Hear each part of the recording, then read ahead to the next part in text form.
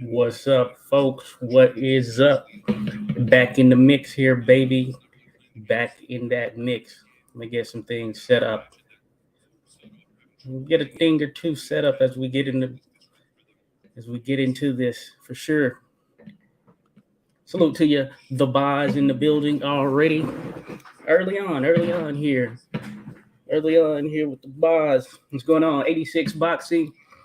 I'm your guy Joshua City B. But you get it? We're back in the mix once again. You know the deal. We come here to talk boxing. We talk about the great history of the sport without a doubt. But but in addition to such, we do things on a modern tip as well. So the sport thriving continues to thrive and will continue for it. We'll continue to march for it. All that good stuff. And a part of that is linking with some of the individuals in this generation that are doing their thing. So, as you saw with the notice tonight, we're going to try to get Demond Nicholson in the mix. You probably heard of him, seen him fighting on some of the major platforms. Tough and rugged guy, always in shape, always ready to go a full 12 rounds, a full hearty and energetic 12 rounds. So, we're going to be chatting with him. And of course, in the comments, all of my people, we all connect, we all discuss these varying things. So best believe that we're going to be looking out and we're going to be touching on them. So thank you for showing up again. And those that listen back on the playback game, you appreciate it. The bars in the building, as I stated, the bars, yes. And if you're going to hop in the mix, you know what it is, bars. Feel free to jump in there. It is what it is. Real quick, we get to the comments. Melissa Ty says, hello. Melissa Ty, appreciate you being here. Salute to you, Melissa Ty. It's a pleasure, without a doubt, to have you make a presence. It's a pleasure. Be sure to be here for more. We love it. We need you in the building. See, this isn't just a particular group where you have just males come by. We have females drop by too because they love the sport of boxing as well and help push the sport of boxing, are heavily involved. Shout out to my Hogo boxing family. Of course, those are some women that are pushing the sport forward, an organization doing their thing, thinking about those amateurs who put in a lot of work to get these boxers ready for that big stage.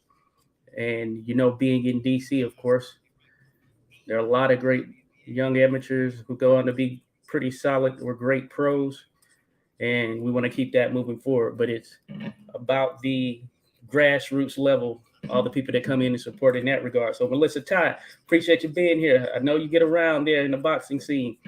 The boss says, hello, Melissa. Skywalker Boxing Talk. Skywalker Boxing. So salute to Skywalker Boxing. He says, salute Josh in the chat. If you don't know Skywalker Boxing, he has a channel. Be sure to go give it a follow. Be sure to like and subscribe. Of course, you can like this one as well. And if you aren't subscribing, do tap in. Do tap in and subscribe. But certainly, you can drop your link in there, Skywalker Boxing. People check him out. Does a ton of interviews, a lot of great discussions. As a matter of fact, we had a discussion last night, and it went well. We were discussing a number of things. I've been checking out Skywalker's channel for a good minute. Yeah, you can just see that growth. He's about empowering and connecting. So he's connecting like-minded boxing individuals, and that's a benefit to the sport in itself. So salute to Skywalker Boxing, my man. And of course, whenever the situation's right for you, you can drop by all that stuff. So it's great that we finally got to connect in some capacity. Appreciate you being here. The Boz sends this salute. And of course, Dan the Man says, hey, Boz, everyone. Appreciate you dropping by, Dan the Man. I always talk about the comments in terms of we have a lot of boxing historians, people who follow the sport, know a great deal about the great boxers of the past who don't quite always get that shine that they need or deserved or once had that got lost. And collectively, we all come through to discuss some of the feats of these individuals. And Dan, he's one of those individuals who knows a ton, and he's always in the comments sharing a good deal of nuggets. I call them nuggets, or a good deal of very rare information, some of those things that you might have thought of or you probably haven't even heard of. And through research, of course, he's come across some of that information. That's what we try to do here. We try to think about the resource impact, or we think about the resources as far as what we have available now, thinking about it from that standpoint. We have technology here with us, so no reason that we can't come to know, get to know, and become one with these great warriors that laced them up in the past, bridging that gap between the modern and the old for sure, and that being the old school boxers doing their thing. I love it. It's very late here. Gotcha, Boz. I know it gets late out that way across the pond. Boz, we're right here. We're right across the pond, so we'll be in the mix for sure. Salute to you, Melissa, once again. Then my mom, of course, she's in the building. Of course, she's showing love. It's just one of those things. Number one fan right there. Appreciate you. I got that pack you sent in the mail there too, Mom. So I appreciate it without a doubt. There's some good stuff. It's a good. Salute to my man Skywalker Boxing says, keep up the great content battle, dropping super chat. So Tim Bell, salute to my man Skywalker Boxing, dropping the super chat in the mix there. Appreciate you, Skywalker. I mean, hey, man, I can't thank you enough. This is what it's about right here. Showing some love. I mean, I appreciate the love, the gratitude, everyone dropping by. People come by the page. They always show me love. And I want to reciprocate. Certainly, I want to reciprocate that love because you are appreciated for being here and being in the mix with me. So thank you. Salute to you, Skywalker Boxing, with that super chat, baby. That super chat. And oh yeah, you know what? Let me get you. You should have been on this moderator status. Skywalker, got you, my man. Got you. I don't know what was going on right there. Don't know what was going on. But yeah, you're in the mix now. For sure. So thank you once again, my friend. We're gonna link up for more. We're gonna get Skywalker Boxing going at some point. We're gonna work on a few things, including something on his uncle, the great Bobby Cachone. You'll probably know him, former world champion. Salute to Skywalker Boxing. We were chatting about it last night, so some things are going to be coming down. Some things are. And I appreciate you all if you tune in to support such. Mr. Gilbert showing some love. Bye, showing some love. But anyway, we can sit here and talk to it, waiting on Demond's arrival. Some of these guys get busy. It is a Saturday, so I appreciate everyone taking the time out on a Saturday. If you were on the channel last night, we were talking about the great Harry Greb, and it was certainly a great opportunity that came about. And salute to Blake Gallimore, who's not on at the moment, but he helped spread the word and set it up. We were looking forward to that. We went about 2 hours. I had a plumbing issue at my home just before that, so I had to get someone out. And therefore, that kind of interrupted some things at varying points. But, hey, that's what it is. We bring it to you raw and real. So whatever happens, happens. And anyway, we were talking about the great and legendary Harry Greb, the Pittsburgh Windmill, one of the great fighters in the history of the sport. And we had the pleasure of having his great-granddaughter attend as well. Excuse me. She was actually in the chat mixing it up, discussing things with people. So that right there is an absolute pleasure, certainly an absolute pleasure. But to have someone direct from the bloodline drop in and check things out. We got a lot of love on the Harry Greb video.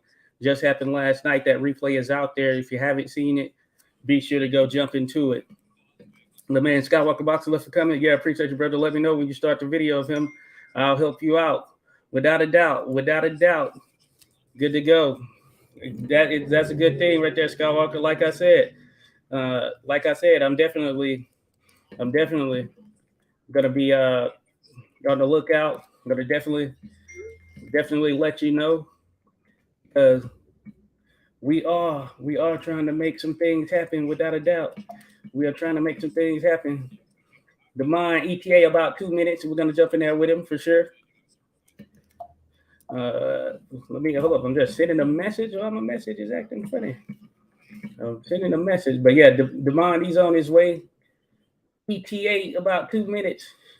2 minutes. So you can expect to hear from the man himself. He's been in there with some of the top fighters in the world, without a doubt. The top fighters in the world.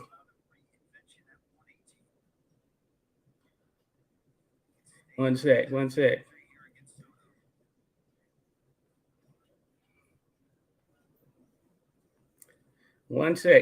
Getting things set up. Getting things set up. We're gonna get him in the mix. Yeah, if you have any questions, all that good stuff, feel free to drop them in the chat. We'll talk about them with Demond. This is gonna be a conversation. I'd let you interview with the thing, but this is really gonna be a convo. That's all we're asking for. Just a little conversation to go down, and that's gonna be good. We do need that. We do need that conversation on the sport of boxing. Some of the guys who are out there doing it right now, who've been in with some of the best right now, who will continue to go in with the best of right now. They got an exciting fight coming up. I think you're really gonna love that. It's gonna be one that gonna be action packed. Demond knows the stakes. He said so himself. He knows the stakes, so it's gonna be worthwhile for sure. It's gonna be worthwhile. Let's go, Demond from the bars. Let's go indeed. Skywalker Boxing said, I can't hop on right now. They tell him I said, what's up? Okay, good to go. Skywalker, I think he's interviewing a boxer tonight, 7:30. He is, matter of fact. So be sure to check that out. If you go over there, you check it out live or on the replay, be sure to check it out. Skywalker Boxing, as mentioned, he's going to be jumping in the mix here soon with his own live with a pro who's on the come up doing his thing representing Phoenix right now. So salute to you for that, Skywalker. Melissa Ty says Demond is always working.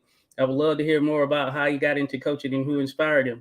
Without a doubt. We're gonna talk about that. We're going to talk about that, Melissa, Mel T. Yeah, we're going to talk about that for sure. How he got into the mix. I've been telling you all that here, being in the DC area, there are a lot of good boxers that come out of here. Boxing is one of those sports that helps to build young athletes, build them into gentlemen, people who handle themselves, who have discipline, who understand the dynamics of rolling around in this society. If you look at it, they're always, for the overwhelming majority of them, kind people. They listen. Their coaches instill into them some of that great information that keeps them level-headed. You don't ever want to get too big-headed. Stay humble, down to earth. And that's the case with a lot of these boxers. That's the way it is. They understand the dynamic and where they came from. So they try to do their part in continuing to uphold those values that they've gained and learned over the course of their careers, because you got to remember, these guys start very young. In most cases, when you see some of those top boxers, they will have started at a very young age, as young as 8 as far as the official competition there on the amateur side. But then you have those who really have the gloves on at ages even younger than such. And so it makes it pretty much worthwhile, without a doubt. So we're going to certainly get into that. Melty, Skywalker Box says, no, I have 2 great interviews tomorrow. I got the #1 amateur heavyweight, Lorenzo Medina, and I have Canelo sparring partner, top super middleweight prospect, Lawrence King, tomorrow, 9 Eastern.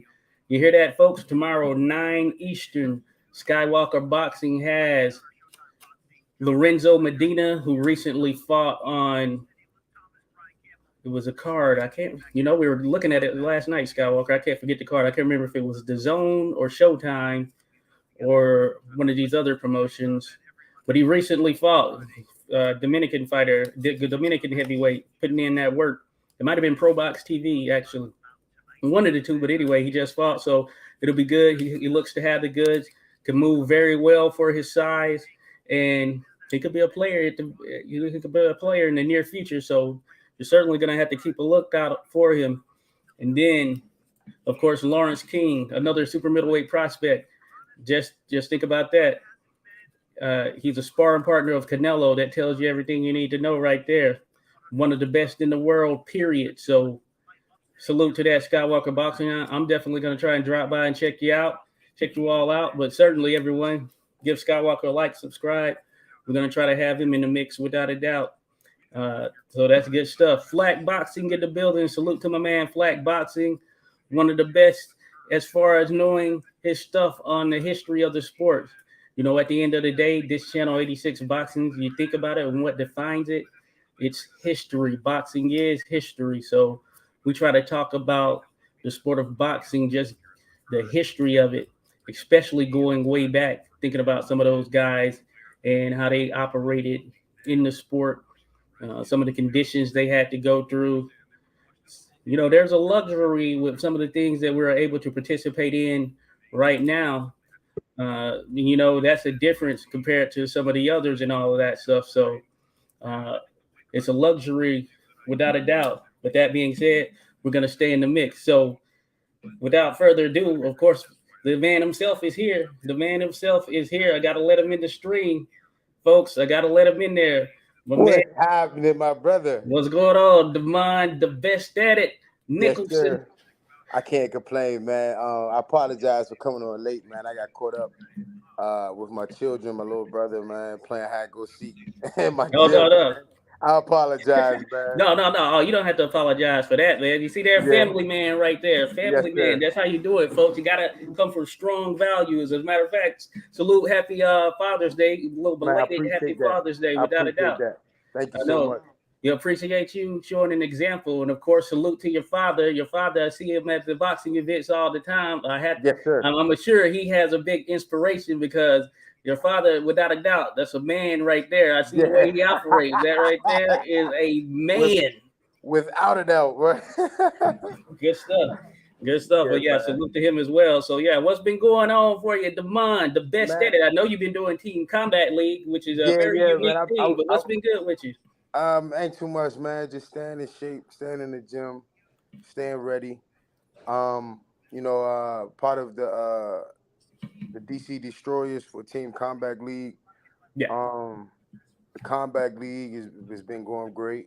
Uh, I think somebody like me in my position in the professional ranks now, I've been professional for 10 years now. So Yeah. it was kind of in the beginning. It was kind of like different for me to make the switch of one round to from 10 rounds to 8 to 6, and then just one. You know, Yeah. it was kind of difficult for me at first mentally, but after a while, I kind of got myself together. The team, I think the team DC Destroy is number 3 now. Um, Yeah. Yeah. Yeah. a couple of the fights we got robbed. I think, I know. we should be at least number 2, but number 1.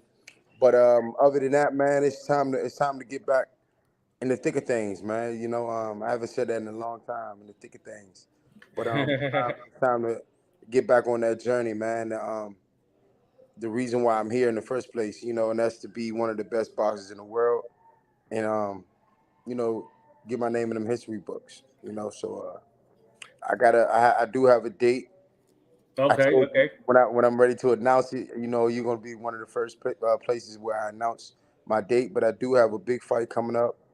Um, It is. I will say it's versus Christian Mabili. I Okay. can't really say the date yet, but it's versus Christian Mabili.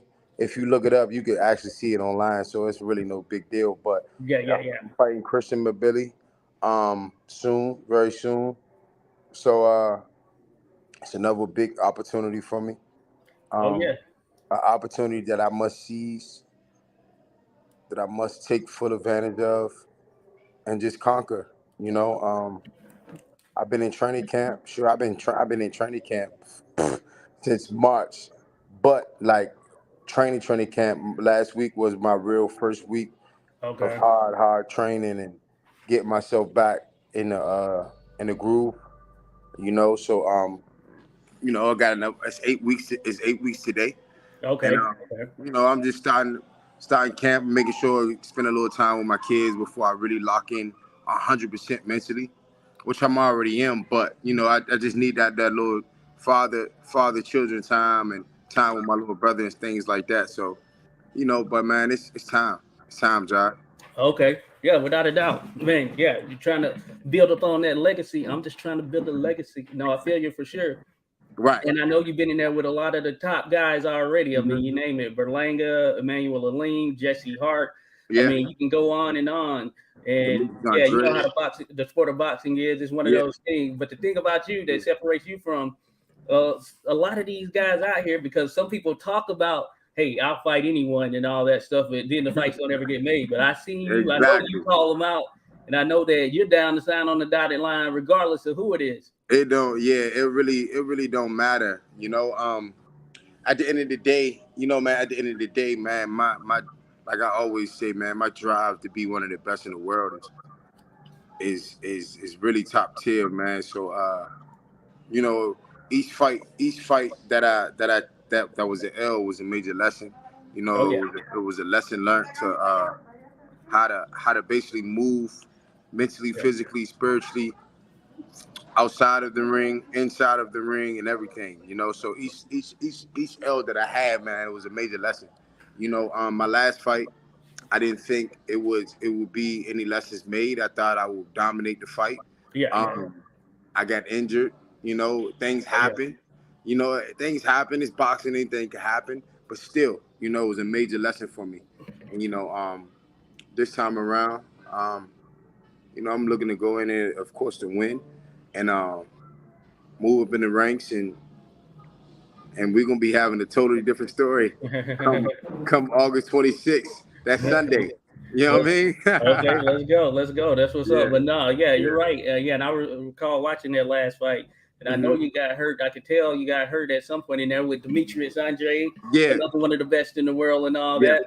And yes. hey, the thing about it, you kept fighting through. Some Hmm. guys would have, Yeah, pulled out, stopped, or whatever. But hey, it didn't yeah. matter.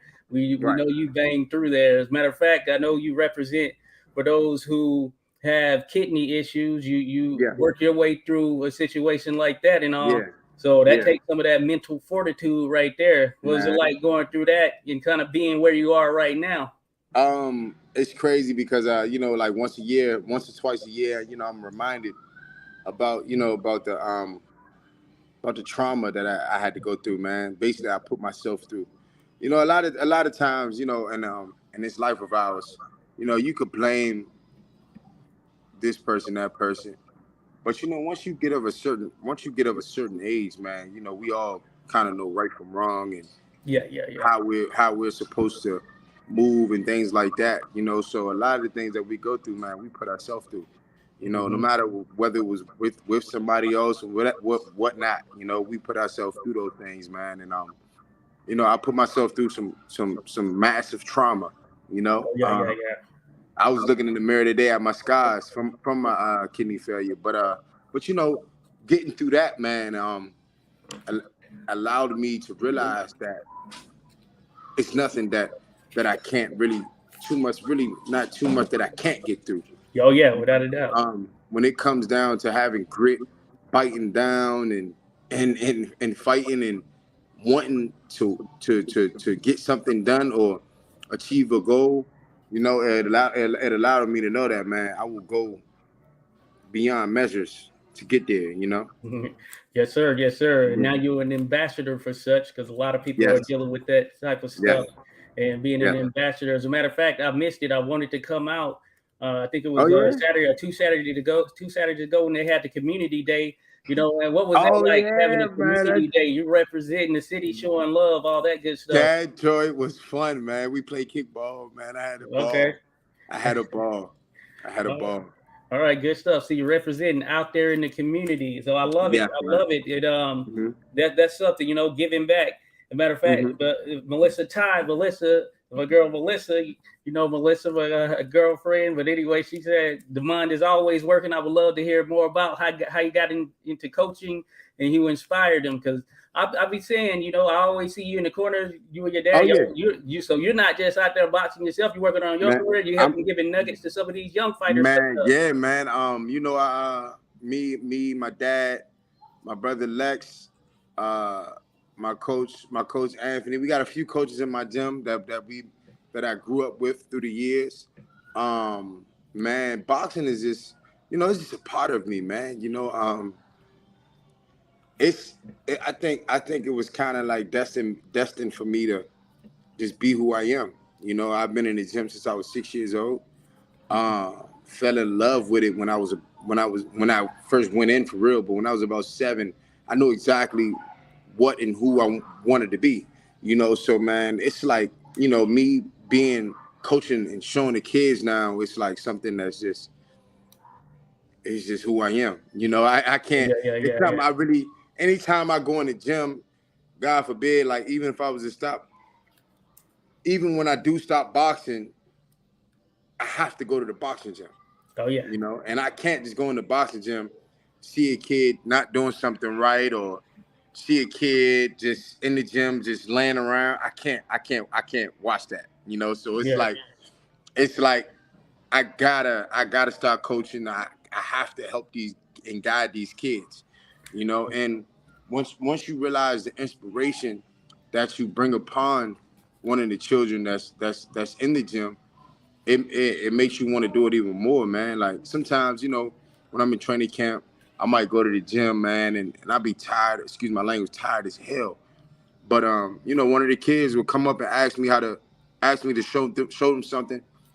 And when you show them, it just helps you realize, like, dog, like you really have a lot of power. You really have a lot of power.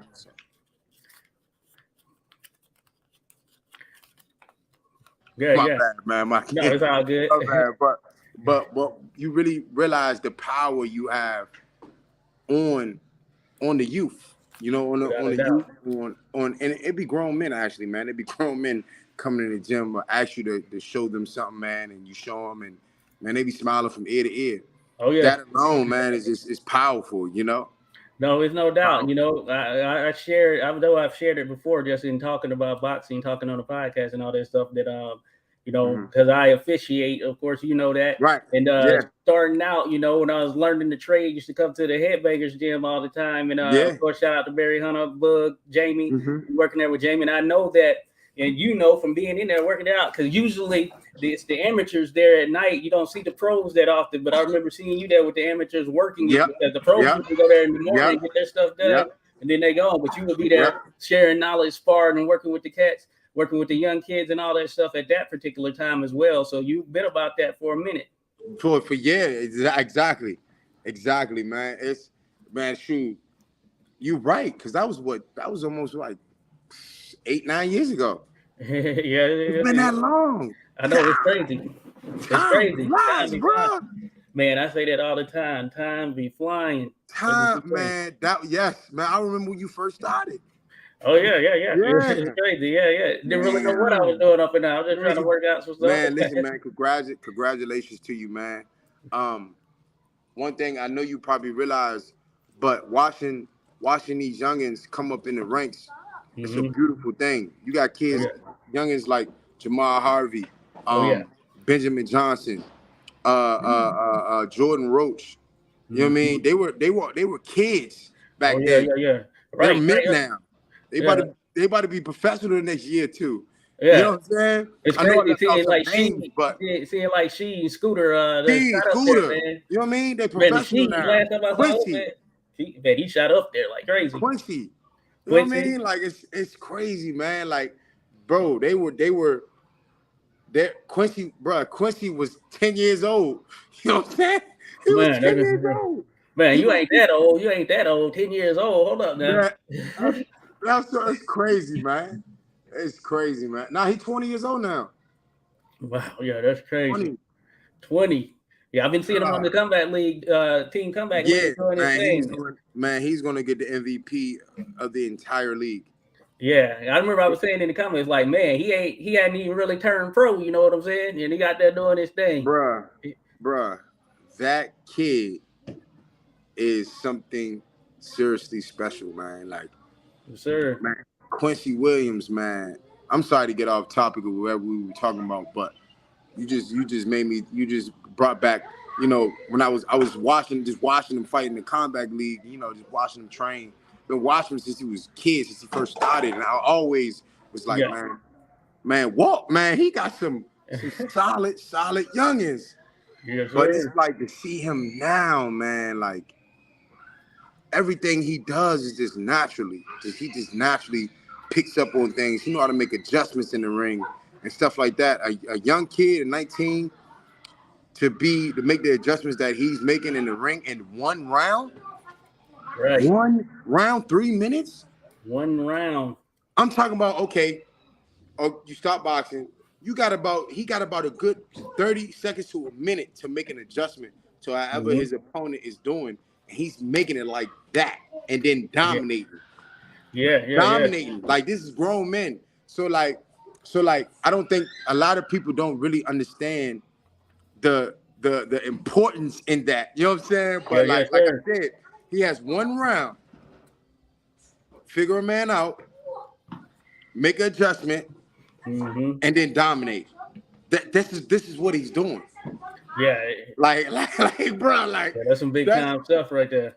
Like when he does get in that ring and them ranks, man, he's gonna be something to deal with, man. Trust me. Hey, you saying it, you're preaching it without a doubt. Yeah, I've seen how he's been doing in the team combat league just in general. That's an interesting. I know we were talking about that a little bit, but that team combat league is very interesting because I've seen some of the guys, they just go in there and just start swinging, don't care about the technique as well. But if you're a guy who care about the technique, exactly, and that's the hard part for me. That's why I said, like, okay, I can't make the adjustment this quick because I'm used to going 10 rounds. So it's like, dog, I got one round. All right, so I fought Ronald Ellis in the joint, right? Oh yeah. Handled him, I should say. Handled him, and Ronald. Yeah, we know he's a very good fighter. Listen, when I was fighting Ronald Ellis, I knew I hurt him with a body shot, but in my mind during that round, I'm like, all right, bet I got him hurt. I'm gonna go for the kill the next round. The bell rung. Oh yeah. The next round. The next round. Hold on, you're not gonna be there the next round. I forgot it was only one round. Yeah, right. I forgot. Yeah. I forgot, man. Yeah, I feel you. Yeah, I remember seeing that. I was like, oh yeah, you were doing your thing up in there. But I know, because I know you about the technique, you know what I'm saying? But that 1 minute, man, that's interesting. I was wondering, I like the team combat league, just seeing it because it is different. I hadn't seen anything like that before. I think it's a cool concept though. Never. I think it's a great concept, especially for the up and coming youth in boxing. I like 19 and older, like the Quincy, Rashid, and Scooter. It's so perfect for them, man. Like, because they fit so well in it. They're young, they're hungry, they're ready to go get it. You know? Oh yeah, without a doubt. Yeah, that's the cool thing about it. But yeah, of course, we know you used to go in the distance. We know you used to being in there for the long haul with the big dogs and all that stuff. So you had to break a man down. You know? Yeah, that's the way it goes down. So yeah, you had to make adjustments for that team combat league. But yeah, you mentioned that, and Billy got to get in the mix with him there. And man, I know he's an offensive fighter, so that has all the makings of one of those like firefights between the two of you. So I'm looking forward to it because I know definitely, man. When the occasion comes, you step to it. You know. It's definitely going to be, man. It's going to be a fight of fireworks, man. Because he's going to lay it all on the line. I'm gonna have to figure out how I can break him. You know. And that's gonna be the fun part. Hold on, I gotta be quiet. That's gonna be the fun part. Finding his weak points, finding what hurts him, what he don't like, what does he like, you know. So that's all I've been kind of doing, man, for the past 2-3 weeks, man. Just studying everything, man, you know. And it's something that I honestly could say that I normally don't do with any of my opponents. I really don't even watch. If I watch the opponent, I watch once or twice, and then let my coaches handle everything. I grew up in the Floyd area. Floyd used to say, I don't watch my opponents. I let Roger do that. Floyd lying like shit. Yeah, right. Floyd was lying. It's no way you can prepare for a battle and not study your opponent. Yeah, without a doubt. It's no way. But hearing Floyd say that, I believed it. You know? Mm-hmm. But it's like now, listen, because listen, Josh, I'm sorry, like I'm one of the most technical fighters ever. Like I know that for a fact. Like I can break any boxer down. Yes, sir. Tell you their weakness, tell you their power. I can show you what they're doing wrong. But it's like when I get in that fight, it's like, all right, listen, I'm just trying to let my nuts hang and go for the fences. But that comes from me not breaking my opponents down the way I know how to.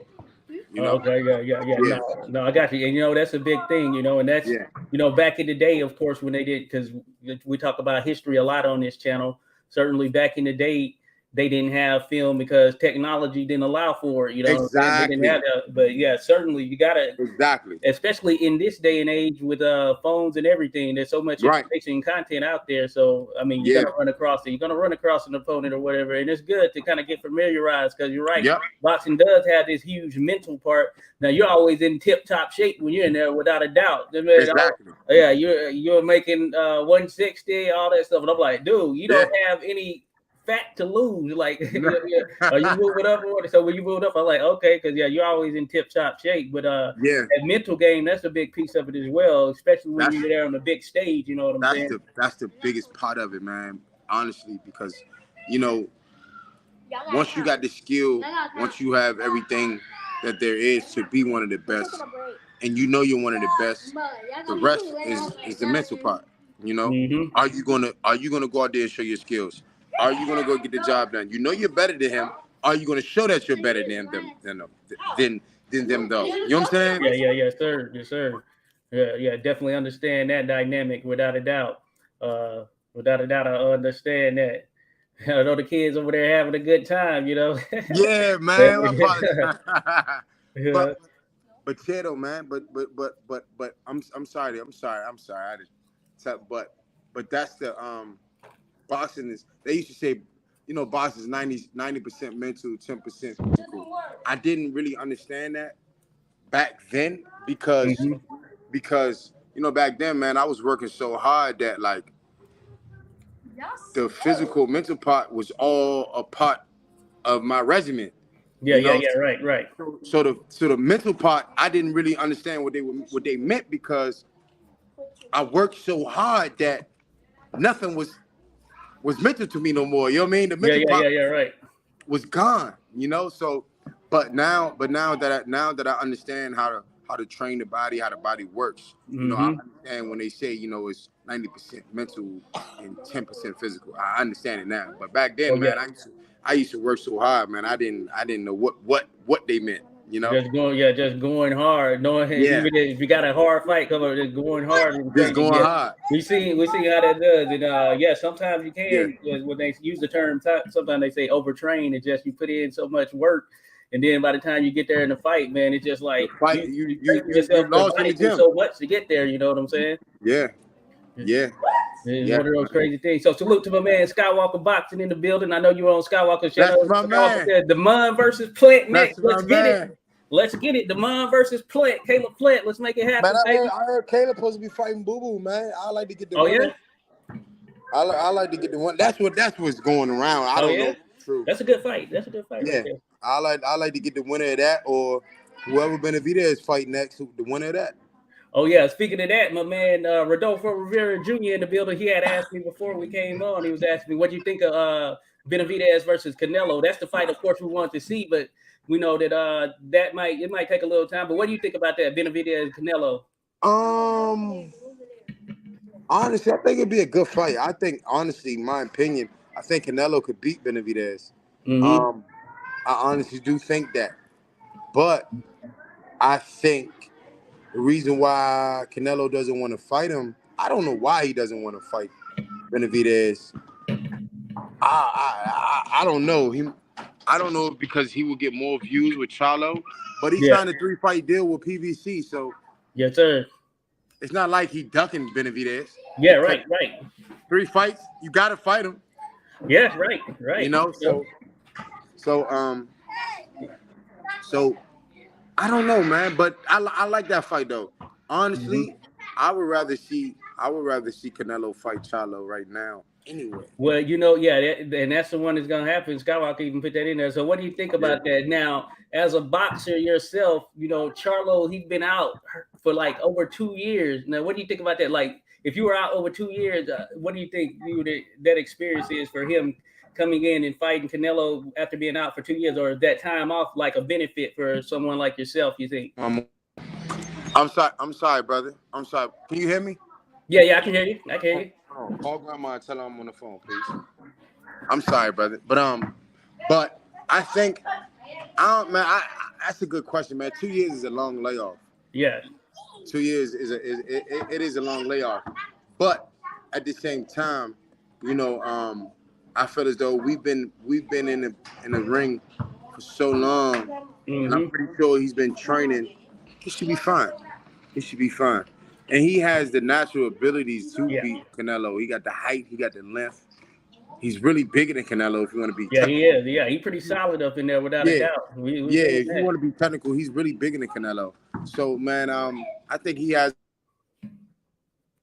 what it takes to beat him, and I think if he keeps that jab like he does, he'll be fine. Okay, good to go. Bruce Gas boxing. Definitely gonna have some ring runs though. Oh yeah, that's the thing I think about right there. But hey, we've been wanting to see this fight. The fans have been wanting it, so we're gonna get it. So and I think Charlo very much a live dog in that. Certainly, I want to see how he looks with this time off. But you're right. You stay in the gym, though. You do stay in the gym. I know you're always in there. You're always training, kind of ready to go. Because we see some fighters take stuff on short notice and all that stuff. But there are some fighters who blow up and stuff after that. Wow. You pretty much you always on weight, ready to go. Right. But Canelo is one of them. Right. He's one of them. He's one of them. But man, but I'm sorry. I was about to speak. I was about to tap in on something. I forgot. I read somebody. Damn, I forgot. I'm gonna think of it. I apologize. No, it's all good. Maybe it's in one of the comments or whatever. My man Bruce Gas, Boxing and Jazz in the building. You spoke with Bruce Gas. Salute to him. Yes, sir. That's my man, Uncle Bruce. I'm telling you, he need to write a book. I've been saying that Bruce need to write a book. All the stories he got right there, that's crazy. So salute Uncle Bruce got the juice. Oh yeah, indeed, he got the juice. But No, I appreciate that. But man, that's good stuff right there. But in terms of just thinking about boxing in general, do you have some like because I talk about history a lot on the channel basically. Do you have any fighters from history that kind of you liked or inspired you or anything of that nature? I like watching Willie Pep. Willow the Wisp. And people don't know how that footwork game staying on the defensive.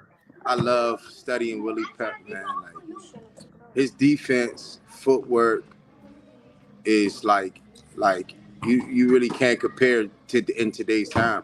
Like you can say like Purnell was close to him. Purnell, like, and let me tell you something. Let me explain something to you. So I grew up in the DC, Maryland area. So I grew up a Sugar Ray Leonard fan. Like Sugar Ray Leonard was everything in this area. Sugar Ray Leonard. But like I grew up watching Pernell Whitaker. But Pernell Whitaker was always an awkward fighter to me. Like he wasn't sharp. Like he wasn't he wasn't Sugar Ray Leonard. You know what I'm saying? He wasn't the Roy Jones and stuff like that. But as I really start to learn, more in boxing about footwork and hand movement and stuff like that, man. Pernell Whitaker is one of the best fighters ever, man. Like, without a doubt. Like when you talk about technique, skill, sharpness, Pernell Whitaker, man, is really one of the best. And Marvin Hagler. And Marvin Hagler. So those two fighters I would say are the two fighters that I've been studying for the past year and a half. Okay. Pernell Whitaker and Marvin Hagler, because I didn't grow up watching them. Okay. I didn't grow up watching them. I grew up watching Roy Jones. Roy Jones was my favorite before Oh I yeah. even started boxing. I remember Beast. I was 3-4 years old watching Roy. It was like, oh, you know what I'm saying? Man, beast stuff in there, unstoppable damn near. Prime Roy Jones, best fighter ever. Man, talk about Prime. it. Talk Prime. about it. Yeah, cats couldn't Best. touch him. Cats couldn't touch him up in there, man. Best. It's crazy. Best. Hey, dog. Prime Roy Jones is the best boxer ever. I'm telling you. Mm-hmm. Like what he did, and it's before the first time he lost. Yeah. He could have retired and been the best boxer ever. Floyd wouldn't be able to say nothing. Yeah. Right. You know, and yeah, he had went up to heavyweight and came down. I think that had to have an effect on him because, you know, I think that's what caused it, man. Him going up to heavyweight and going back down to light heavyweight. You know, it took a toll on his body. That's like 25 pounds you got to drop right there because he just went just over 200. And it's not just 25 pounds; it's 25 pounds of muscle. Yeah, right. Because he was already in shape, ripped, and all that stuff. Yeah, man. Yeah, that's why I figured. That's why I wonder with you, like, and we think about it with some of the boxing and all that stuff, that weight cut process. Because you know some of the guys I know you've been in there with, they were walking around at some crazy weights and all of that stuff, man. 200 pounds, man. That's crazy. The weight cut prospect, right? Yeah, 200 pounds. You're right. That's the way it is. Bro, like, it's dudes out there, man, losing 30, 35, could be more. I'm not sure. 30 pounds, man. Just, you know, it's not healthy. You know, it's not healthy. So for me, man, you know, I've been doing the combat league, so I've been having to walk around 180, 179. Okay, yeah, you know? Good to go. But me, man, I like my last fight, I was 170 entire for 7 weeks. Okay. You know, this camp, I'm gonna be right now. I'm 170. I'm 175 right now. Okay. Yeah, that's what's up. I mean? Yeah, I can't. And you know my kidneys, man. So I don't play with that, man. So I try to stay on top of everything. No, that's the best thing right there. And you know, when I see you around and all that stuff, you always look like you're at your fighting weight. Are you ready to go? That's what I was saying. So I know what you're saying because you're at the same weight pretty much every time I see you and all that stuff. So that is good stuff. That is good stuff. Now, Bruce Gadd says, who does Demond have tonight, Berlanga or Quigley? I'm gonna go with Berlanga, of course, but I don't think he's gonna knock him out though. I'm gonna go with him points. He gonna win those points. I already put my bets in. Okay. I already put my bets in. Berlanga, Quigley. That's good. Some good fights tonight, actually, man. You got Berlanga, Quigley. You got J-Rock fighting. J-Rock and Carlos Adonis and that's J-Rock. A great fight. I was gonna ask, were you ever gonna fight J-Rock? Because I know Philly, Maryland, they have a connection and all that stuff. Did any talk to that ever coming up? I know he's fighting at 154 and all, but nah. I sparred J-Rock though. Okay. Sparred J-Rock. But if I fight anybody from Philly again, it's gonna be Jesse Hart. Jesse Hart work hard. Hey, let's see it. We might as well get back in there. Hey, I know. Yeah, Jesse Hart. Again, man. Jesse, but I mean, I hope, honestly though, in all regards, man, I hope Jesse is doing well. I know he hasn't fought in a while, but overall, man, as a man and as a man, you know, I hope he's doing good, man, and taking care of himself, man, and his family. You know. As far as boxing, you got to see me. Hey, I want to see that one again. I want to see that. And then, you know, I had shot you a text after the Team Combat League when you went up against Ellis. I was like, hey, you know what? That's a good fight right there. Ronald Ellis. Like, hey, that should happen. You know, we need to see the whole thing, you know, instead of one round. But that one round, it was good to get it, for sure. Right. That would be a great fight, man. That would be a great fight in the future. All Ronald has to do, and myself, is we just got to keep winning. Oh, yeah. Got the name. We got the name. We can build the fight, you know. So, man, we just got to keep winning. That's it. Okay, yeah. That's without a doubt. Dan says everyone who fought Pernell Whitaker says he was the best they ever fought. Without a doubt. Yeah. I know what you're saying. Yes, definitely. Buddy McGirt. You know what I'm saying? Buddy McGirt, yes, sir. Buddy McGirt would tell you. Put your shoe on over. Buddy McGirt would tell you firsthand. Man, he was the best I ever fought. Okay, good to go. Good, Bruce Gads. Random acoustic thought. Salute to you, random acoustic thought in the building and all that stuff. But yeah, man, but I think like you were saying at the top when we first opened this thing up, just talking about that legacy and all that stuff. Yeah, I know you're on that way. You're building it, man. You're getting there and fighting the fights. You're fighting the yeah, best and all that stuff. And yeah, that's something that I'm happy we're finally getting to that. Speaking of that, the two top welterweights in the world gonna go at it. Errol Spence, Terrence Crawford. What do you think about that as a fighter and just looking at both of them? Because it's kind of 50-50. I think I leaned a little bit towards Crawford, but I want to know what you think as a fighter. you lean towards Crawford, like. I lean a little bit, but No, Errol bigger than him listen. though. I'm gonna start off like this. Okay, I've been a fan of Earl Spence ever since I was 13 years old. okay. No, was I 13? 15. I'm gonna say 15. Ever Okay. since I was 15 years old, that's when I can remember seeing Earl fight for the first time. No, I was 13. 13. Okay. 13 years old. I've seen Earl fight for the first time, and I just fell in love with his style. Mm-hmm. You know, Earl style has definitely changed, but it's still the same. Yeah. You know, and when I say it's still the same, I mean, and see, people think he's just a straight up and down, straightforward, Oh no. basic boxer. Man, Earl is total is he's hands and feet. He's basic, but it's the fundamentals. It's Yeah, you got everything it. that you need to do in that ring, to win. He doesn't give you all that extra flashy, extra stylish. He don't have his hands down. He have his hands up at all times. His feet the right distance. You know what I'm saying? So like, um, and he's just and he throws and he's coming. You know, Yeah, he he is. throws a lot of punches. I honestly don't think Terrence is going to be able to keep up with that. You know, Okay. 1 second. Don't you see what I'm doing, buddy? You hear it here, folks. You hear it here But from a yeah, man but himself. but so look at it like this. When Terrence Crawford was fighting Sean Porter, Mm-hmm. I had Terrence Crawford losing Okay. six rounds to three. Okay. If you hear his trainer before he went out and stopped him, Oh he yeah, yeah, said you're yeah. losing. Now, this is what I would say about Terrence Crawford. He has the will to win, and he's going to figure out how to do it. That's Mm-hmm. what I will say. That's his gift. He's going to figure out how to win, and he's going to go get it. I love that about Terrence Crawford. So you can't take it away from him. He is a pound for pound. Why? 135, 140, 147. So Mm-hmm. you can't really take that away from him, man. He know how to hit that switch. And I love that about him, man. That's why he's great. But I think when it comes to will and drive, I think him and Earl is like neck to neck. So Oh this yeah, yeah, fight is yeah. really gonna be like one of those fights where it's like, dog, they really trying to kill each other. You know what I'm saying? Because Yeah, yeah, yeah. that's what it's gonna come to. So, but I'm with Earl. Man. That's what I was Okay.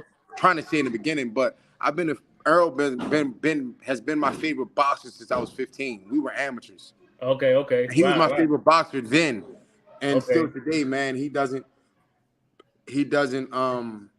ever bring me down, man. That I know. I will say though, the day Earl ever do probably lose, I'll probably shed a tear. Okay. I got you. I'll Got probably shed a tear, you. man, because Earl, man, he's just different. He's humble, Yeah. Yeah. Yeah. been that way. Yeah, but I'm with Earl though all day. Hey,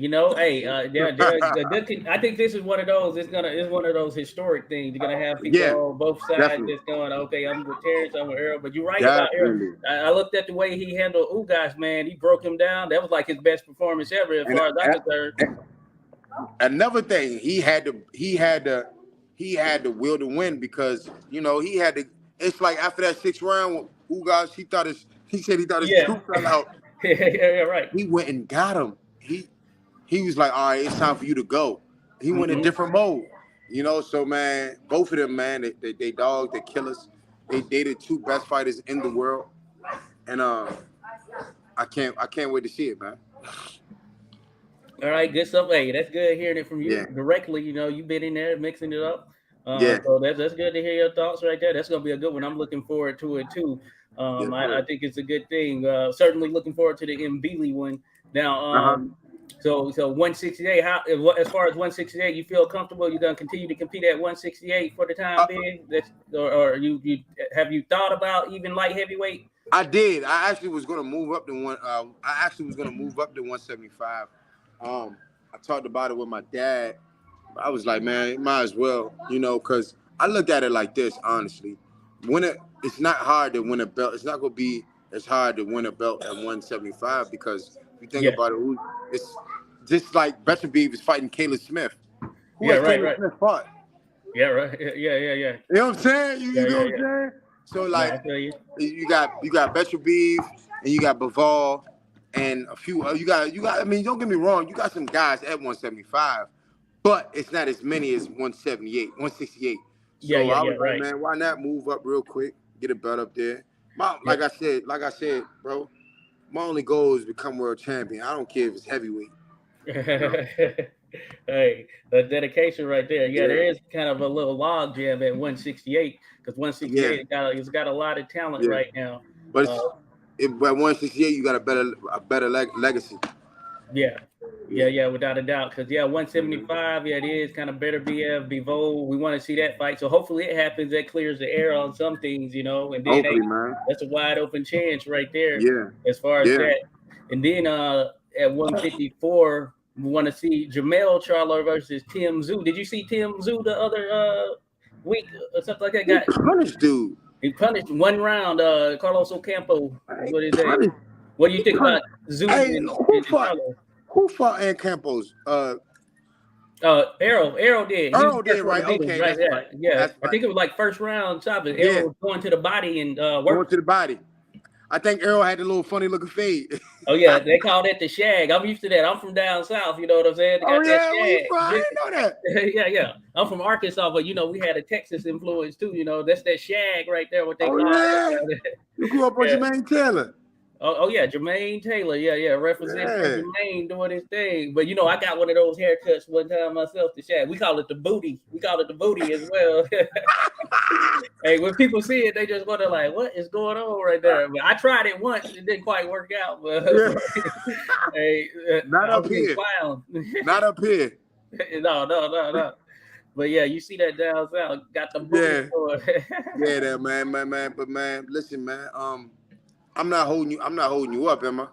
Oh no. Hey, I'm Oh, all free. right, cool, I'm cool, not cool, holding cool. you up. That's hey, All right, you bet, feel free to man. drop whatever. I'm just talking to you. It's Man, conversation. listen, man. One thing I do want to say to you though, Josh. Ever since the first time that I ever met you, man, everything has been nothing but genuine, man. Genuine love, man. And how you doing? When a lot of people see you, they probably think you some quiet guy, or they Oh try to yeah. probably, not realize, man, but you really just a good, genuine dude, man.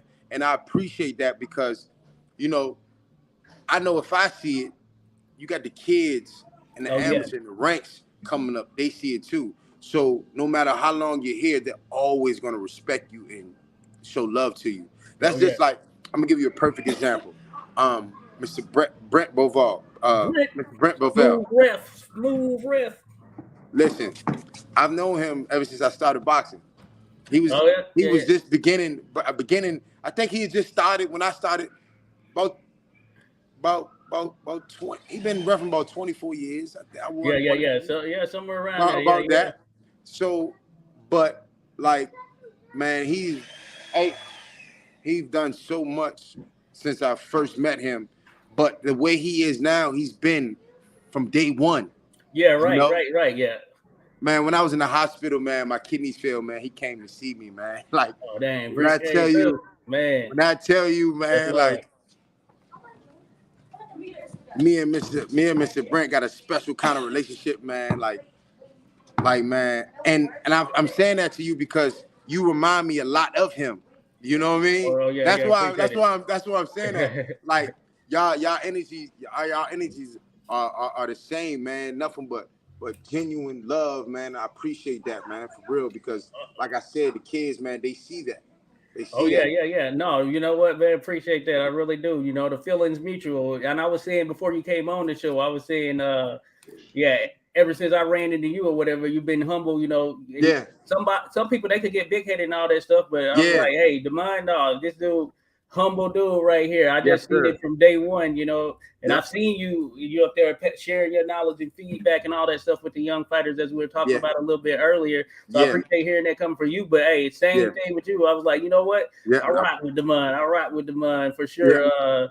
Because I just seen how you've done it, man, and I yeah, think that's the way to go. Just continuing with that positivity, and I think you set the role model because you're right. They, you know, the youngsters, even the ones who might not come up and say anything, they're yeah, looking. They definitely yeah, looking. There's yeah. some looking, and even some older than you, like you Right, said, they're looking too. You know, they're just seeing right. how you carry yourself and all that. And I Yeah. like the way you've always operated and carried yourself as well. So I think that's a big thing for the Thanks, sport. You man. know. Thanks, man. And you know the feeling's always mutual, man, because every time we see each other it's love, man. You know, Yeah, man. yeah, So yeah. really, man, that's why, man, like when you hit me to come on, man, I'm like, man, listen, whenever I'm sorry I was late. I'm No, sorry no, I no, was no. It's late. all good. It's all But good. but man, whenever, man, because this area where we at Yes, sir. needs men like us, bro. Without a Like doubt. seriously, Without a like doubt. it's not too many of us because you know even some coaches, man, some of these coaches, they they they want to win, they want to shine. I get Hmm. it, but you got to understand, you want to win, you want to shine, of course, but at the end of the day, it's still kids. Yeah, that's right. Hey, You know what I'm hey. saying? Like, what if these kids don't turn professional, or what if these kids go on and do something and they still carrying the same characteristics that Yeah, you yeah, yeah. carry? You know what I mean? Yeah, Like, come yeah. on, You're man. right. You gotta be a leader, bro. You know what I'm Yeah, saying? you Like, gotta be. Yeah, you yeah, definitely man. got to be. So I'm with you right there. And I know Yeah. that yeah, a good thing you mentioned Brent. Shout out Brent, smooth ref, of course. Yeah, because he's, Yes, you sir. know, whenever he's in charge and we're going through our little talks, he's always talking about that. Remember, hey, these are kids. Not all of them gonna be professional or whatever. So you need Yeah. to protect the fighters. So you need to think about and watch them because sometimes some of the coaches, they'll, you know, I think they just go a little bit overboard. Like I've been cussed out and all that stuff, but at the end of the day, we're trying to protect the fighter. We want them to get to the next level instead of at the fullest. Exactly. You know what I'm saying? Exactly, man. It's like it's like you want him to get hurt, you want him to get knocked out. Yeah, right. He still has 3, 4, 5, 6 more years to grow. His Yeah, brain isn't fully developed, you know? yeah, yeah. You're So right. man, I'm telling you, man, like once I get to where I'm going, which I'm getting there, man, we're gonna make a big, even though we don't really everything is running good, man, we're gonna make a big impact though, man. Oh And yeah. I'm gonna need everybody help. Oh yeah, yeah. Hey, I I'm need always everybody help. down as it relates to 86 boxing. Hey, we're always There we connected and go. rocking with Demond. You seen it? You seen it? Going to continue to push that forward without a doubt. Yes, So sir. I'm looking forward to it, man. I want to definitely continue to push the envelope. So you thinking about that as far as I know you're already doing the coaching stuff. That's something you think you want to pursue? Say when you're done, just kind of coaching boxing as well, just to stay in that Oh, mix. oh yeah. Yeah. Oh yeah, man. I got my, like I said, man, I got my team. I'm Hmm. preparing my team now. Shoot, when I retire, shoot, maybe before I retire, but I'm gonna have a couple of them turn professional soon. Okay, okay, okay. Yeah, Oh, yeah, already, man. So, already going to the mix. so yeah, I'm gonna be right in the thick of things, man. Right in the thick of things, man. This is, like I said, it's a never ending journey for me, man. Okay, okay. Never ending journey. That's what's up. Yeah, yeah, it's cool, man. That's cool. That's good stuff. But yeah, I do appreciate being able to connect with somebody like yourself.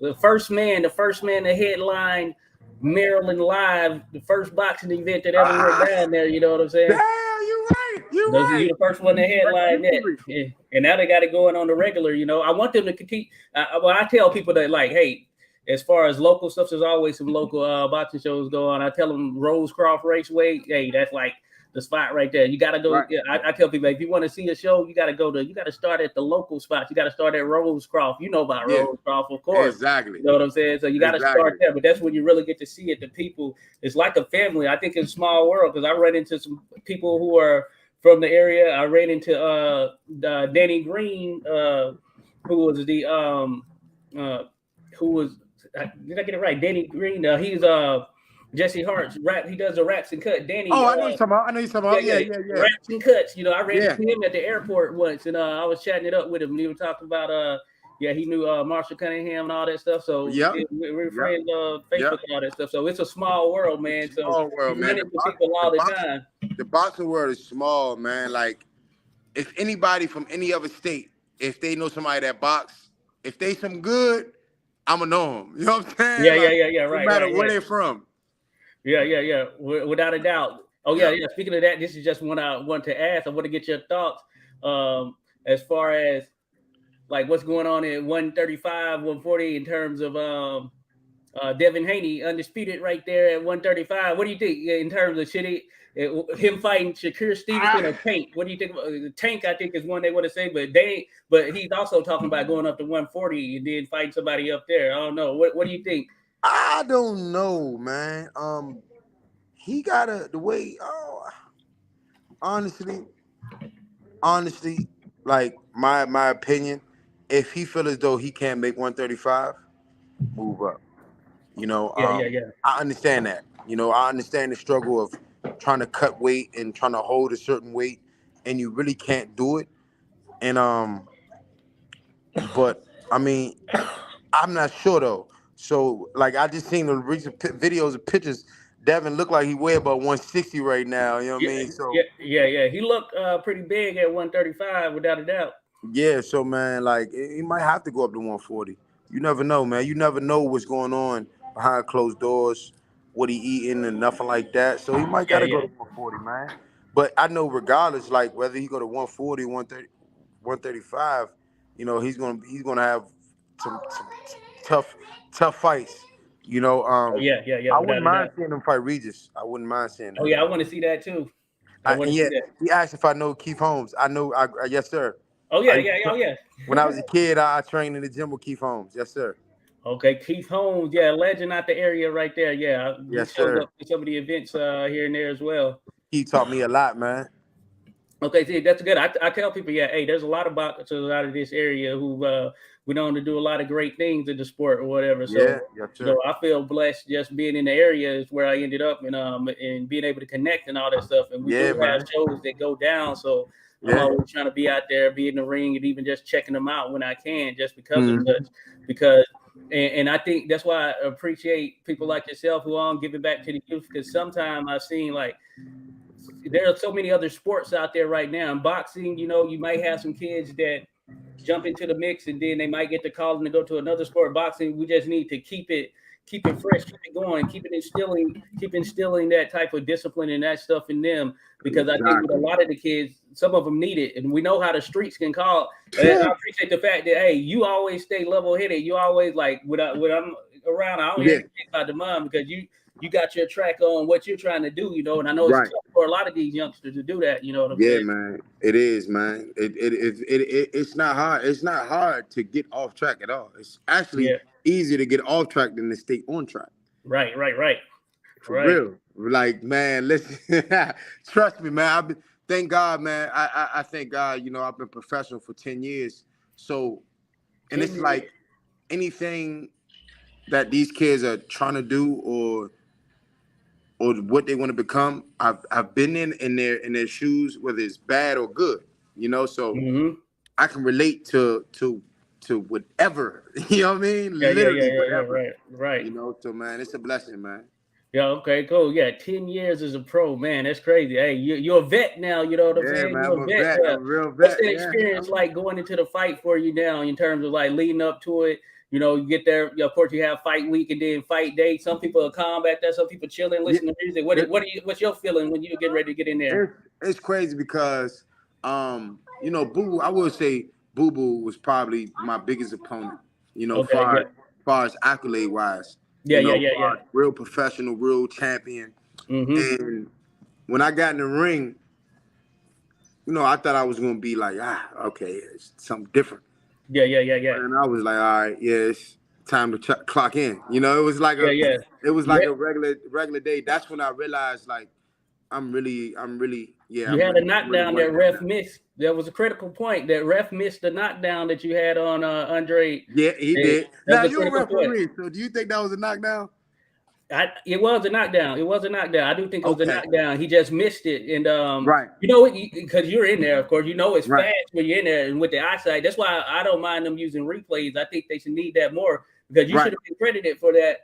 And if they're not using the instant replay stuff like they do in the other sports, did especially with boxing, that's a critical thing because that's a 2-point swing right there. You know what I'm saying? Right. And Right. then just thinking about the momentum and what that means, knowing that you dropped him, but it doesn't get counted, man. And it's just a crazy thing. But I think Exactly. that was And the a crazy legit thing knockdown. is, I knew I dropped. I knew I punched him and he went down, but I knew the referee wasn't gonna call a knockdown. It was like he was against me. You know, like when I went down the first twice, he called both of them knockdowns, but none of them were knockdowns. You know. Yeah. Right. I didn't get hit in the midst of it. You know, I actually tripped. So Yeah. I knew when he went down, I didn't get discouraged. It was like, all right, listen, I got to figure out how to knock him out. Okay. You know what I mean? Yeah, without a doubt. You know, and that was cool too. Just that environment, that atmosphere. It was like 19,000 there in attendance or somewhere over there. That was the first fight I can recall in the Capital One Center here in a minute. You know what I'm saying? Yeah. So I think they should bring more of these type of contests to DC. I mean, DC, Man. we got the Fed. This is a boxing DC. The DMV is a boxing area. You know what I'm saying? I want to see more like at the MGM and all that. You know, some of the best. Well, you're here now, so you're here now. You see, yeah. Some of the best fighters are from this area. Yeah, I'm telling you, like the most talented. I'm gonna say that. Talented. Not, I'm not gonna say the best fighters because you could be talented and not considered the best because it's like I said, it's here. Yeah. You know what I mean? But the most talented fighters come from right here, man. You know, it's just like I said, the environment. It's easy to get off track, but hard to stay on. Yeah, You know? I just seen that because I've been here since 2008. You know, and then of course I've been following. Oh yeah. You're right about the off track. Yeah, I can think of some seen it all. I don't even have to name, but I can think of some boxers who will let the outside stuff kind of distract them, and it's kind of messed them up now in their careers. You know what I'm saying? Yeah. So you got to have the right team in your corner. So I know you've been mentioning your team and all that stuff. So I know that means a good deal to you to have the team around you backing you because not everybody gets that, you know. And you've been able to take that in and keep that level headed, and that's what keeps putting you forward. And that's why you keep getting these big fights right here. You know what I'm saying? Exactly, man. And I gotta be quiet. That's exactly why, man. And sometimes like when I get down on myself, sometimes I beat myself up too much. I'll be trying to figure out why I keep getting these fights. But I realize I get these fights, number one, because they need somebody who can fight. Yeah. They need somebody who's gonna fight. You know what I mean? But like I said, everything is here. Mental for me, because one thing, I'm gonna fight. Oh yeah. That's no if and buts about it. I'm gonna lay it on the line. I'm gonna risk it all, but I just have to be smarter about it. That's it.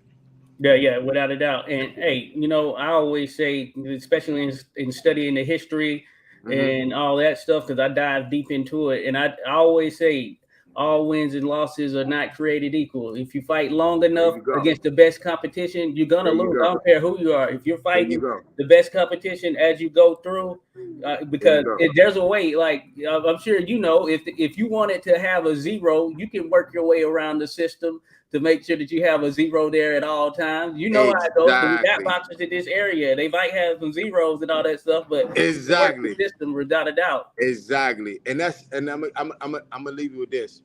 So I got 5 losses. I beat Christian Mabili, fight Morrell, Benavidez, Caleb Plant, Boo Boo again, Belanga, whoever, beat them, fight Canelo, beat Canelo. My 5 losses won't mean nothing. Won't mean a thing. You know what I'm saying? Won't mean a thing. Won't mean nothing. 5 losses where? They're gonna be like 5 losses where? You know what I'm saying? They're gonna say, "Oh, he was in with him. Okay, he was in with exactly. such and such." And that's how the mind works. That's how the mind works, man. It's sad. But at the same time, man, it's just we have to use what we got. You know. You're a throwback fighter in the true sense of the word, man. I appreciate Yeah, you being here, my brother, without a doubt. man. And people need to get with you on social media. What is it at? Demond Nicholson on everything. Demond Nicholson, man, on everything. I'm gonna Instagram drop is it in only the chat Demond too. underscore Nicholson. That's it. Okay, Demond Yep. Nicholson. I appreciate you bringing in here, my brother, taking the time. Man, We got to do this again. We got to do this man, again, without a definitely, man. doubt. I'm gonna hit. Matter of fact, I'm gonna hit you when I announce everything. I'm gonna hit you Okay, so I got you, can, got so you. I can come on here and talk. Oh, okay, we'll do it. We're playing for it. We'll make it a party. I'm gonna get even That's more the people bet. to come through, show some love, without a That's the doubt. bet, man. That's the bet, man. Hey, man, I really appreciate you reaching out to me and having me on your show, man. Like I Yeah, said, no man, problem. No continue problem. to send that positive love and energy, man. Without a doubt, my brother, without a doubt. And I'm gonna do an animated video of you at some point. Gonna create a little custom character and all that good stuff. So it'll be good. But yeah, appreciate you, brother. That's the bet, man. I'll talk to you soon. All right, have a good one. You too. All right, folks. Good stuff right there. Get to chat with Demond, the best at it, Nicholson. So appreciate them being on. Salute to you, Demond. Definitely will get back with you. Hey, salute to everyone out here or in here in the mix and everything for taking the time to drop by, check it out, show some love, all that good stuff. So it's been a good thing, without a doubt. And I know we got a little history talk going on. Odd Factoids last night, both Giving brothers beat Greb, both Chip brothers too, George and Joe Chip. Okay, good stuff there, Dan. Yeah, I remember Joe Chip came up, and I talked about George Chip, who is one of those boxers with shorter or smaller fight total for the time being or for that particular time. But George, that is, but he was top notch. Joe Chip, rugged, man. He was.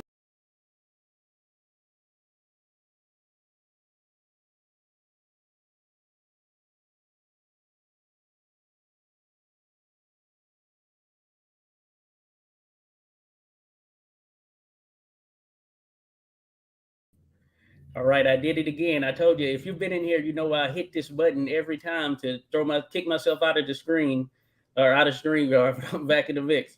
But what I was saying was Joe Chip was rugged, and I know he trained fighters.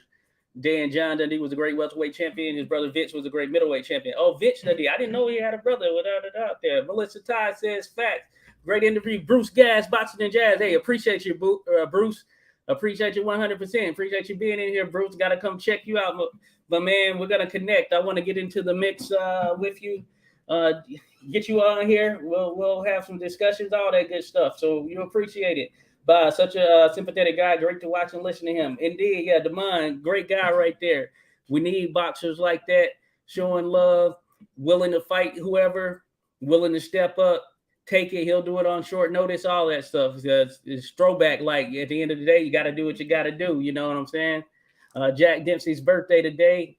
Bruce Gass says, okay, the great Manasseh Mauler, Jack Dempsey salutes. Tim Bell salute to the birthday of the Manasseh Mauler. That's big time right there. I mentioned last night as well that Jack Dempsey, one of my favorite fighters for sure. So salute to Jack Dempsey, the Manasseh Mauler, on his birthday. On his birthday. Yeah, there you go, Bob. Yeah, I hit it again.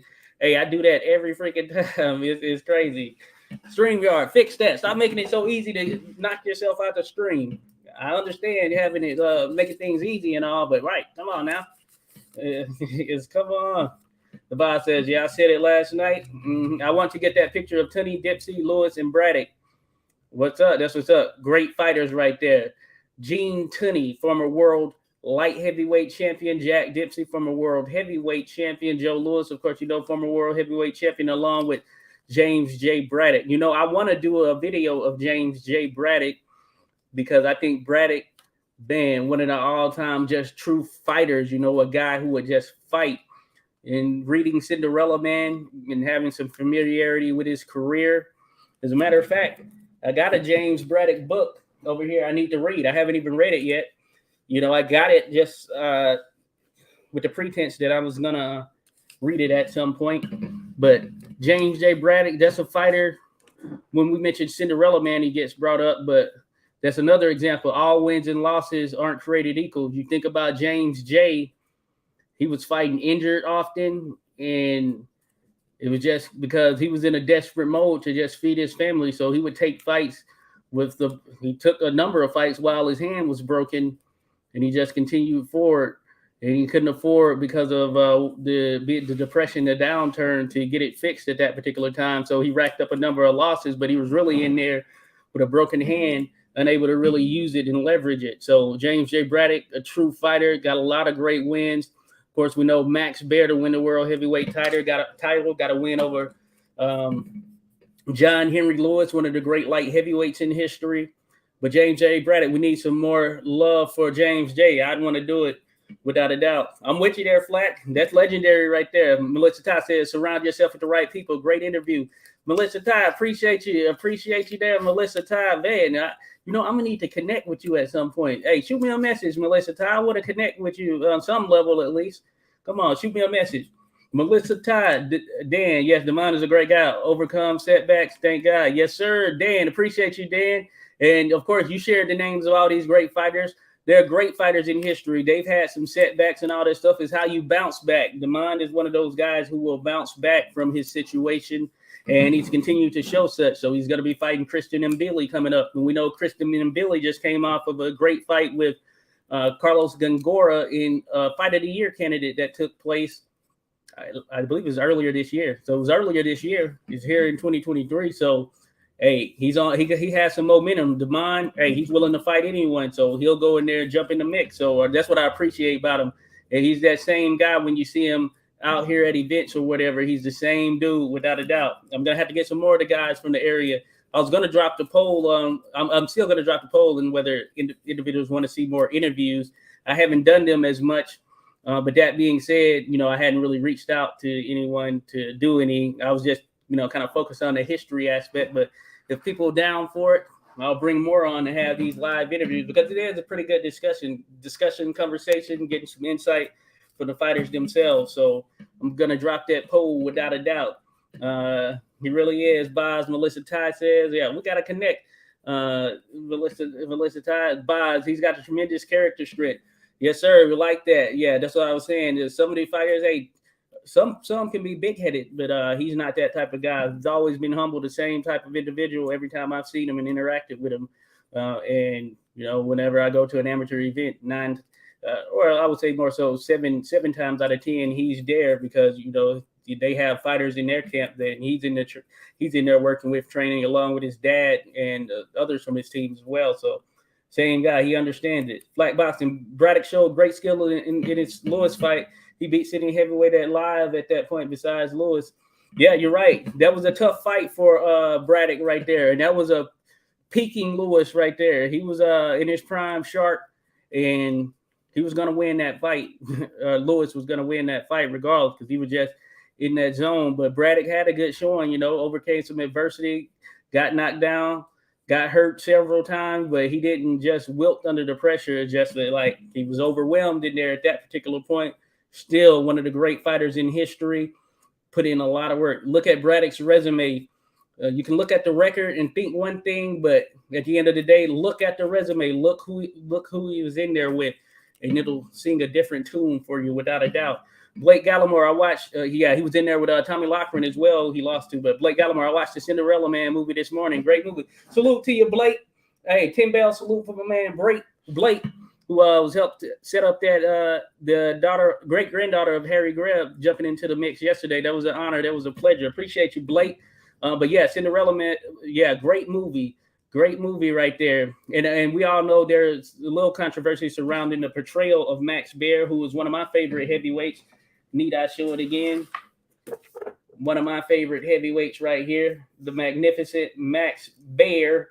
But they portrayed him in a different light. But Max Baer was a jovial, fun-loving guy. We all know that. I think everyone in here knows that. But yeah, great movie though, in terms of, they were good with the directing. They were good with the character portrayal, as far as they got guys that look like him, which is pretty cool. Especially Max Baer. They found someone that fit the part. Melissa Ty.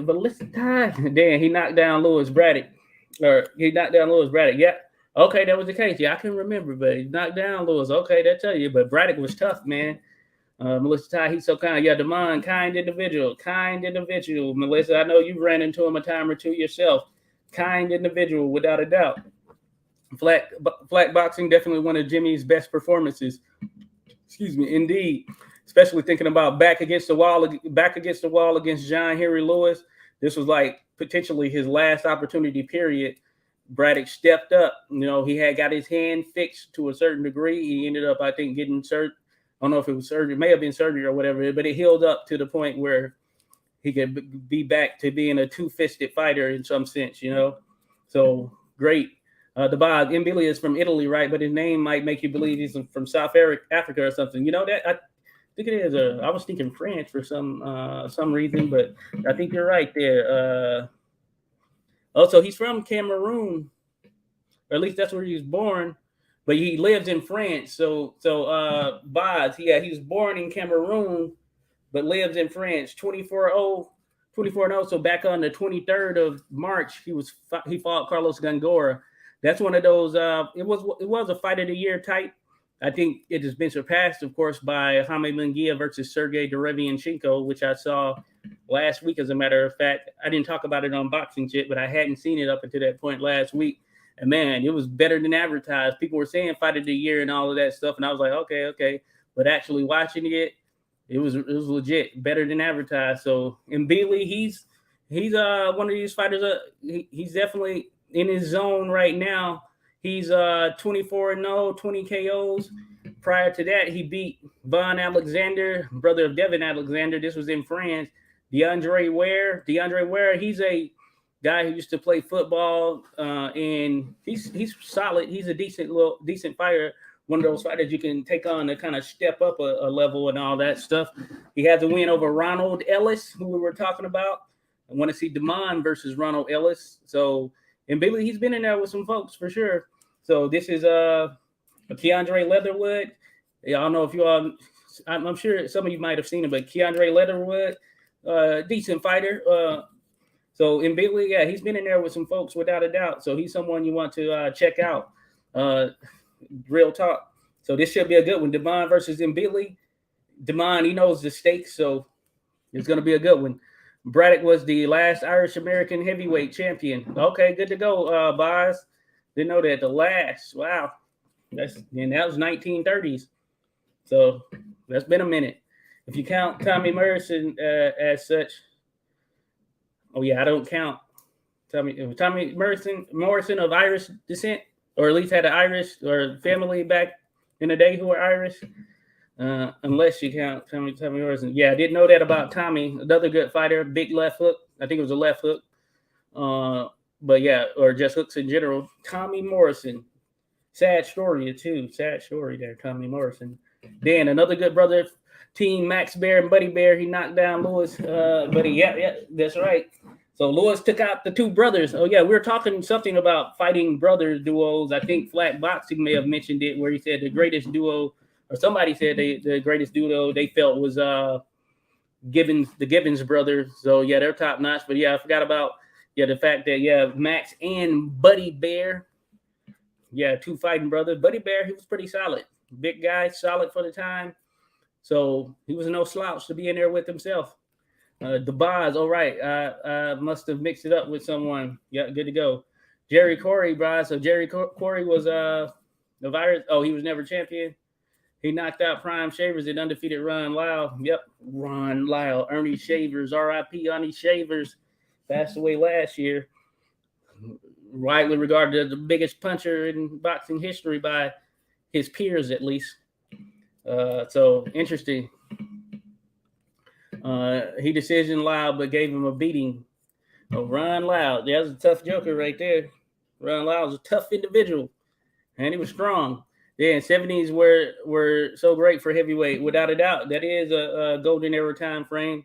80s, at the back end, of course, front and at the mid and back end, it was very good. The 80s, at least, because Mike Tyson, had him making his reign, doing his thing, won that title in 1986. Shout out 86. So Tommy's father was Irish. Okay, good stuff right there, Boz. Didn't know that. Tommy Morrison, Flat Boxing. That was me. That was you, Flat. Yeah, we're talking about the brother deals. Yep. Tommy Gibbons, Mike Gibbons. Of course, you rarely hear Mike Gibbons mentioned. I know Flat, you are in agreement with me that you rate Mike a little bit higher than Tommy Gibbons. Not like it's just some huge leap or anything like that, but just a little bit higher. He fought a lot of tough competition, and unfortunately, not a lot of video of Mike Gibbons. So therefore, he very seldom gets mentioned, especially when you think about the great middleweights of all time. Seldom gets mentioned, but he was a very, very good fighter, very technically skilled, solid, all-around fighter, but just doesn't get that mention, because we have so many great middleweights that we've run across over the course of history. He kind of gets forgotten in there, but certainly someone who could mix it up with the best of the best. When I say stylistically, just thinking about eras and translating things across the board, yeah, I think he translates to any era. He was a super skilled fighter. Then Abe Attell and Monte Attell. Oh, okay. I didn't know Abe Attell had a brother. Interesting. Hey, y'all put me on game. Hey, folks, salute to the people in the chat. Give them a subscribe and like because, hey, they put us on game as well. Yeah, I didn't know Abe Attell had a brother. Good to go there, Dan. Abe Attell, the little Hebrew. Flat boxing, I think that Buddy Bear has the most one-round KOs ever. I could be wrong. Well, interesting. Yeah, I don't know. Interesting. Maybe a heavyweight, you think it is? Because I know there are some obscure records over there where here in modern times, some guys have racked up some first-round wins. I remember that dude, Tyrone Brunson, was trying to break that record. He wasn't fighting against any good competition or whatever. He had been hyped up for a good little bit with these first-round knockouts, and then it came crashing down. That's an interesting story. Max Bell was a monster and one of the best heavyweights ever. Indeed. Earlier, or not earlier as in today, but I think it was earlier this year, I had put up one of those polls like I often do. Make them interesting. I put Max Bear versus Gene Tunney, and it was a landslide for Gene Tunney. I think people were looking at his technique somewhere. He was saying, like, are you serious? But I'm like, hey, do you not know Max Bear? Do you not know how big of a puncher he was at that time? Technique-wise, of course, Tunney all day. But Max Bear, this was one of history's big-time punchers at heavyweight. So, yes, Tunney could win. Tunney could outbox him. But it'd be interesting if Max Bear were to catch Tunney and how he handles that. So, killed two guys. Yep. Frankie Campbell, that's an unfortunate one. That was probably the most unfortunate one right there. Well, no.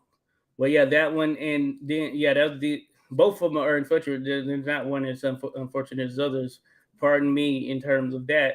But, yeah, Frankie Campbell, he knocked out, and it was in a fashion where Frankie Campbell got hit with a shot that seemed to mess up his spinal cord, or at least that's what they were saying. And, of course, he eventually passed away. And then Ernie Schaff, I think in the Ernie Schaff contest, he ended up fighting Max Bear, taking a brutal knockout loss. And he went on to fight like 2 fights, if I'm not mistaken, unless I'm getting the story backwards between him and Campbell. One of the two, but I think it was Schaff. Went on to fight 2 fights, I believe, and then ended up losing to Primo Carnera and ended up dying afterwards. So some blame Primo Carnera, some blame Max Bear because of their fight prior to that, and the fact that, but also Ernie Schaff, if I recall correctly, he had recently gone through a bout of, I want to say pneumonia. It was pneumonia or the flu, or maybe it was just some kind of serious respiratory issue, but it was one of the 3. And that could have been a contributing factor. Hard to say. There may be some more information out there, but it was very, very interesting. So you're right about that, though, Dan. You are right about that. Flat boxing, I would still argue the Gibbons over the Attells. Abe was great. It might be the greatest featherweight ever, but I think Gibbons have it. Yeah, they're top notch. Yeah, I didn't know the brother Monte. Not that he wasn't any good or anything. I need to check him out to get a better understanding of Monte Attell. Monte Attell. I'm looking him up, as a matter of fact. Monte Attell. Okay, yeah, a lot of fights. Okay. Yeah, sort of tough resume, it looks like. Johnny Kilbane. I see him on there. Jimmy Walsh. Jimmy Walsh. Okay. I was thinking of Jimmy Welsh. Owen Moran. Okay, not bad. So some decent names on there. Young Zulu kid. I remember him. Okay. Yeah, I didn't know of Monte, but interesting. Very much interesting. But yeah, the Gibbons, that's a tough one to top right there. The Gibbons brother. Well, Shaft was technically killed by Canero. Okay, yeah, that's what I was talking about. Yeah, Boz there. Ernie Shaft was a very good boxer. He was. I don't have a video on him. I want to do a video on him. I actually have him on a list, and I've done like the little photo animation video. But yeah, Ernie Shaft, pretty solid heavyweight.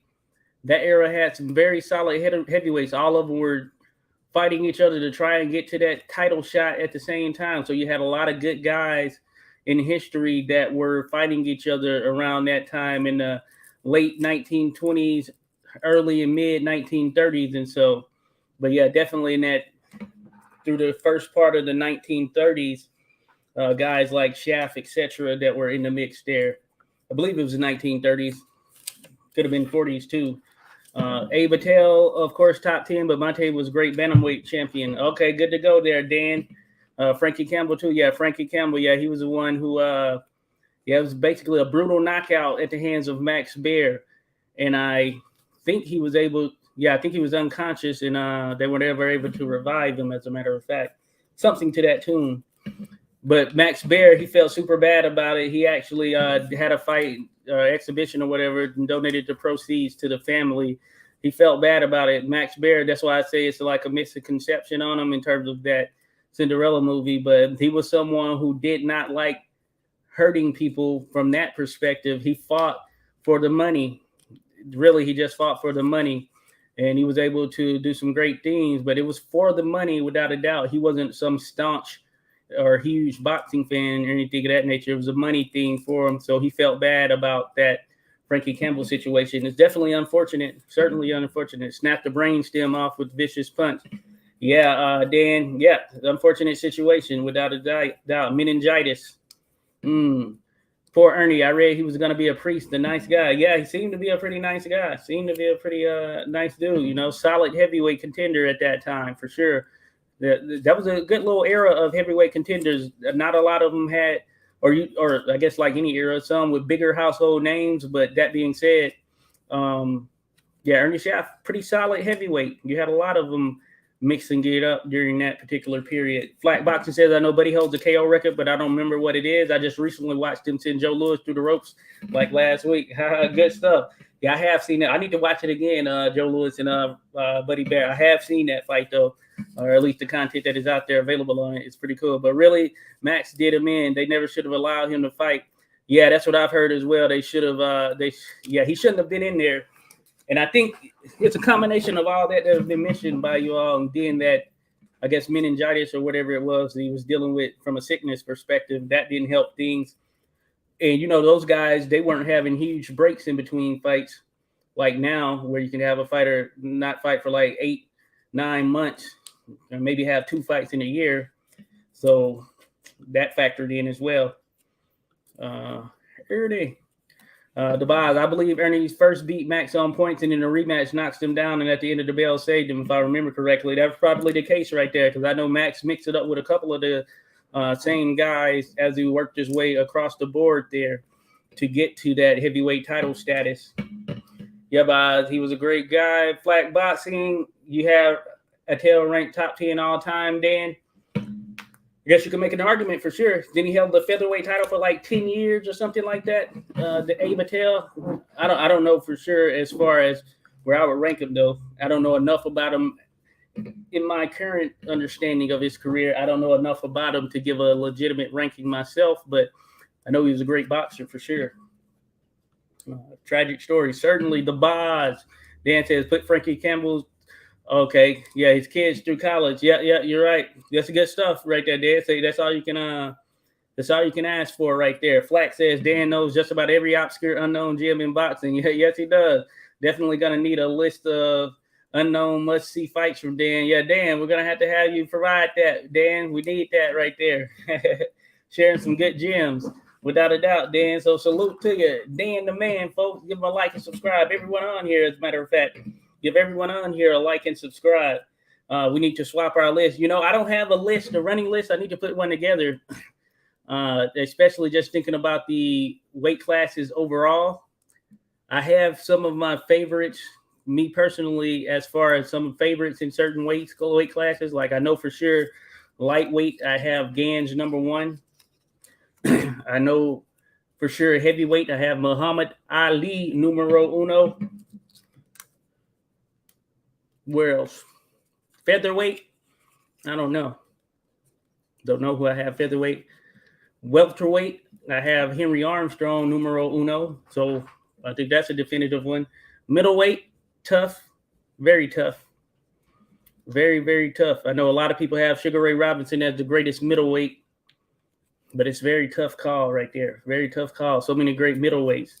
Same with light heavyweight. So many great ones that have graced us that it's hard to narrow it down to who is numero uno.